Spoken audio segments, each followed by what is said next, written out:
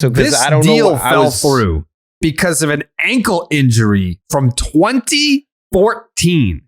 2014. That's the medical issue that torpedoed Carlos Correa's contract with the San Francisco Giants. And I'm going to pull this up. Same article from Tom Verducci, Sports Illustrated. Direct quote. Having arrived the previous day, Carlos Correa woke up in San Francisco on Tuesday and dressed to impress for his 11 a.m. Pacific introductory news conference as the new shortstop of the Giants. The news conference never happened. By late in the evening, Correa was the third baseman for the Mets. Damn. That's how fucking close this thing got. He woke up the morning of Tuesday morning in San Francisco, dressed and ready to go for the press conference. Had his bow That's tie how on, close dude. this got to the finish line. That reminds me of the Joe Madden Mohawk type shit. He was dressed ready to go. He had the Uber Giants coming. Only Joe Madden didn't have $315 million waiting for him on the other side of this. Well, is this fishy, or is it? You really think that team like it could? Was this the Boris camp pulling strings? Like, yeah, he's injured. Is this an inside trade? Because some Mets fans are being like, it's not. It's bullshit. He's not injured. He wanted to go to the Mets. Blah blah blah. No, I don't. I mean, as the story goes, or at least what I've read about like the details of what actually went down. The Giants saw something in the medicals that they didn't like, and the report was that it was something with his ankle, which was an injury that predates his major league debut. So it had nothing to do with the back or whatever. Like the injuries that he's actually had as a big leaguer had nothing to do with that. It had to do with his ankle, and they were mulling it over. And then Boris went back to the Giants and was like, "Hey, we need an answer by 1 p.m. And if you can't give us an answer, then I'm taking him back to the market." And the Giants were like, "Okay, we agree to these terms. Like we'll let you know by 1." Then they reached out once again by like 1 p.m. said, "Hey, are you going to agree to the terms of our agreement?" And they said no. And they said, "Okay, fine." And then Boris picked up the phone, called Steve Cohen. He was on a beach in Hawaii, and he was like, "Hey, you still interested in Carlos Correa?" And he's like, "Yeah. How about $300 million? All right, sounds great. Boom, done. He's a Met." Like that's my question according is, to these have the reports. Mets, that's have how the it Mets went down. seen? Have the Mets seen his ankle? Well, no. So it's not official until they also they gotta do see the the ankle. Holy shit, they've got to man. conduct a physical. So they'll see whatever the Giants saw. I guess there is a remote possibility that Carlos Correa to the Mets could also fall through, but I don't know what could possibly. I mean, Dallas, you would probably know better than us.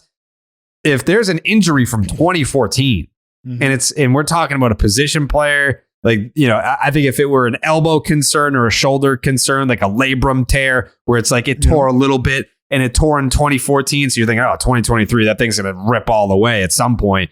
You're going to have hesitations about a 13-year contract or a 10-plus year contract.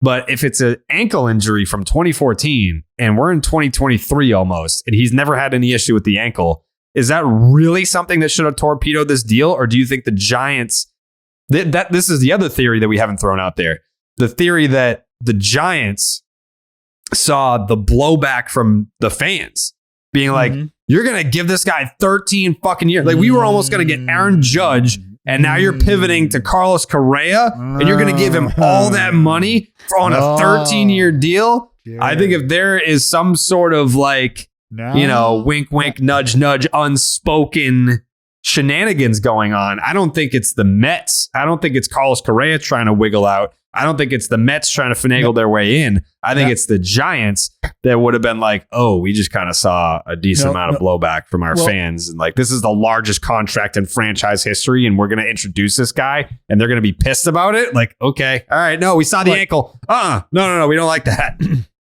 Jared, it's called buyer's remorse. And you, as a recent home buyer, let's say you were awfully comfy in your home, which I know you're getting there. But let's say you come to find out that I had not already only been in your home, but I knew your Wi-Fi password. And let's say I'd been logging into each and every room in that house. you might think twice about getting comfy in those rooms. You might think twice about, like, you might be like, you know what? I think it would be the comparison would be if I agreed, if I put in an offer on the house and then I brought my family and like my friends, if I was married and brought my wife there and everyone was like, this place fucking sucks. Then I'd be like, oh, then I would find a way to back out on the deal. Yeah. Well, ultimately you just don't have to buy it. But yes, that's now, see, because we know what has happened with the Angels, don't we? Ownership, there's going to be a transition, right? You think the Giants want to pivot to Shohei? If you have an opportunity to make the push for a star and you miss out on a guy like Judge, who had the local ties and blah, blah, blah, had all that going for them. They were just up against the juggernaut that is Yankee legacy. Whether you like that or not, just be honest with yourself and know that your legacy as a Giant, if you're Aaron Judge, after spending the time he has in New York, is not what it is as a lifelong Yankee. Nobody is disagreeing with that. So from there, we haven't had that star. Buster, and I don't want to say since Buster because it's not like that was 15 years ago, but there were gaps between that, right? And it was a great run, 10, 12, 14. Beautiful. Love the whole even year story. Like it was great. But you gotta make a move. And when you have the opportunity to like kind of pan out and think about, all right, not aging shortstop, but when this deal is all said and done, this is what the deal looks like. This is how old he's going to be playing this position. Sure, you could pivot DH, blah, blah, blah, blah. But maybe upon further review, they're like, you know what? We've got the opportunity right here, right now. If we want to make this our red flag, then fucking so be it. Are we all in on Shohei? Are we all in? Like, do we have the confidence that whatever happens with ownership in Anaheim, they're not going to secure their guy? Are we confident in that being the case? If so, let's pull those chips back. Let's do the unthinkable at the casino and pull those chips back. You think that this is Shohei motivated? How high are you right now? Why not? Why can't it be? That's such a bad strategy, bro. If Shohei's only going to go to a team who knows he's going to be a competitor.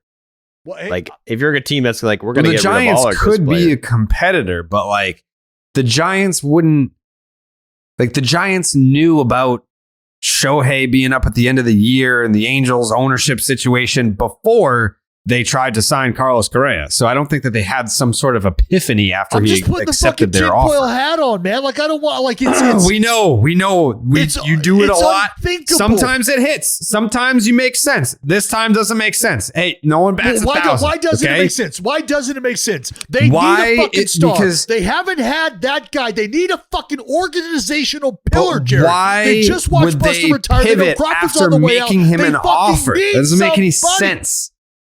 I'm not saying that they won't be in the. They'll be in the Shohei sweepstakes. I agree with you, but they didn't back out of an accepted contract offer because of Shohei. They had all the same information beforehand. I'm not saying it's like, oh, you know what? The light bulb just went on. Shohei is the reason. Shohei is the motivational factor. But maybe they had this, and not maybe. I know that organizations have these things. Like, look, if this is the flag, if we're talking body part. Like, we got to consider age, what that projects. Those algorithms are ran. For sure. Yeah. So, and that's not to say like, oh, you know what? They have it set where if it's a lower body injury, ankle, blah, blah. But we're talking about, I posed this question and I said, let's say your team has 3 Gold Glove defenders. Where do you place them? Who are your Gold Glovers? And you guys, I'm a strong proponent of being strong up the middle. Catcher, shortstop, center field, like that's just tough to beat. It really is. There's a lot of nuance to that because at the Oakland Coliseum specifically, you've got 2 corner spots, blah, blah, blah, blah, blah. what I'm getting at is you need somebody that is going to be somebody that you can depend on. Who is Shohei? He's the guy who gives you an opportunity to look at him offensively and on the mound either way. But it's not just him personally motivated. It could be a matter of thinking, you know what? If this is our threshold and we got a light going off, we got a bell going off, let's see how, I don't know, are we in a, because was Correa a fit in that clubhouse? Was Correa the guy that they want shaping Didn't that culture? sound like it.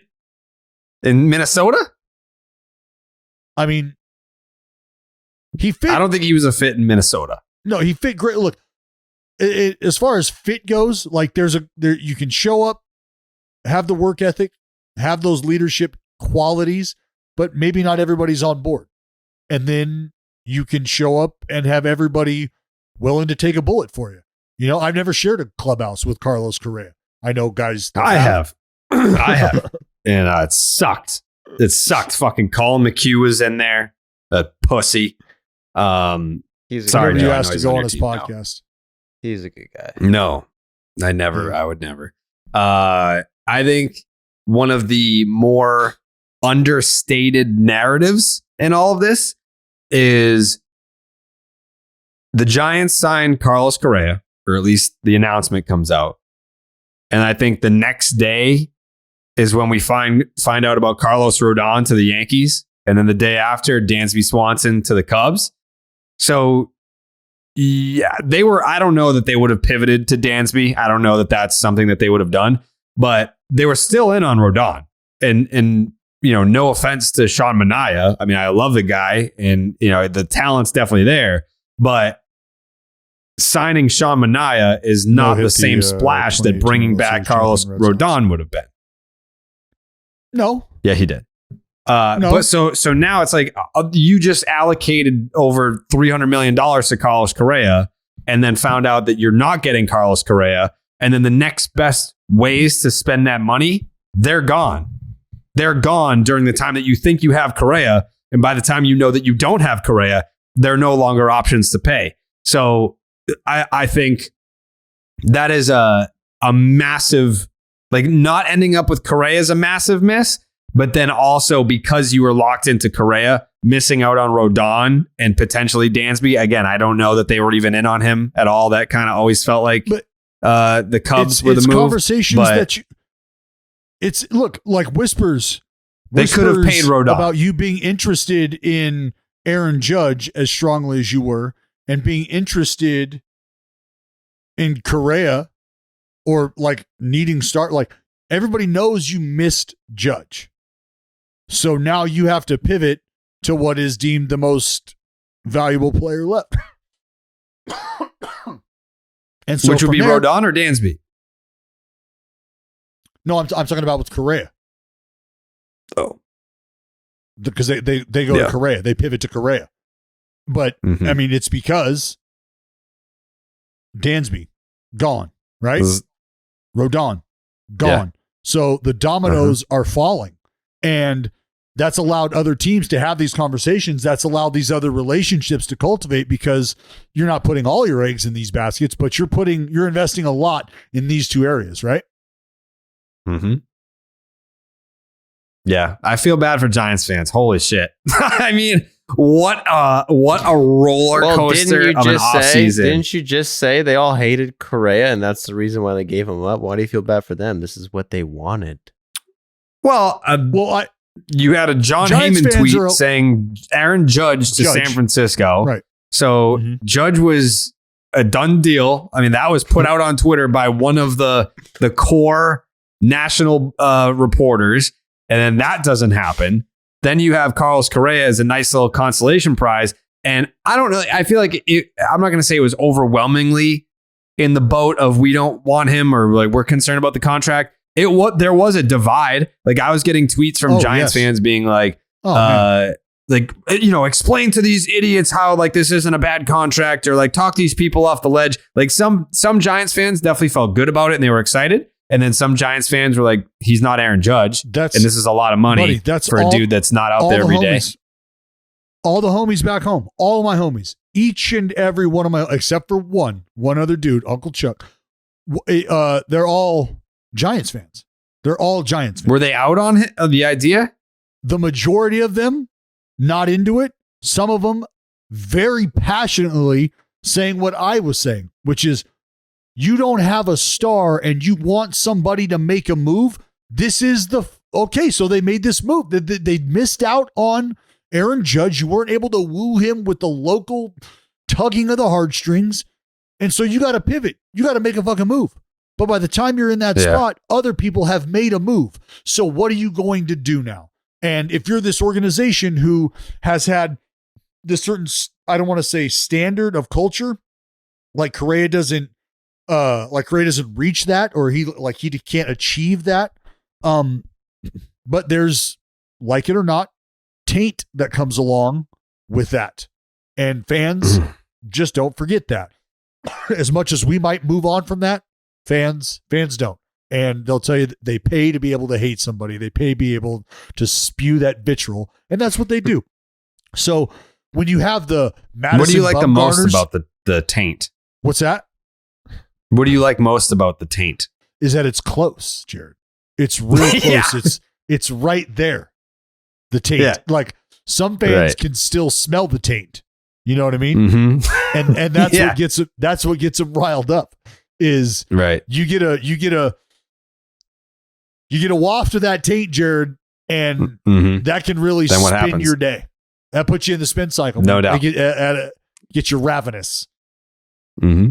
And that's what, and we've seen that. Fans have smelled too the many taint times when the Astros come into town, or maybe they come into town and smell the taint, and it gets aggressive. There's no other way to put it. It really does. I hate to be derogatory, but when you see fans that haven't been able to get a waft of the taint, finally get that first waft of the taint when it comes to Astros fans or Astros players, it's such a tired story, but it is what it is.